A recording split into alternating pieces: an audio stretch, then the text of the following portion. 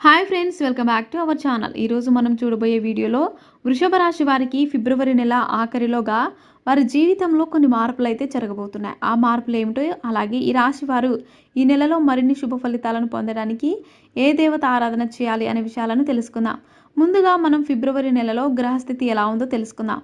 ఈ ఫిబ్రవరి నెలలో మేషరాశిలో గురుడు సంచరిస్తున్నాడు. అలాగే కన్య రాశిలో కేతువు మరియు ధనస్సు రాశిలో శుక్రుడు మరియు బుధుడు అలాగే కుజుడు కూడా సంచరిస్తున్నాడు. అలాగే రవి భగవానుడు కుంభరాశిలో సంచరిస్తున్నాడు. అలాగే మీనరాశిలో రాహు సంచరిస్తున్నాడు.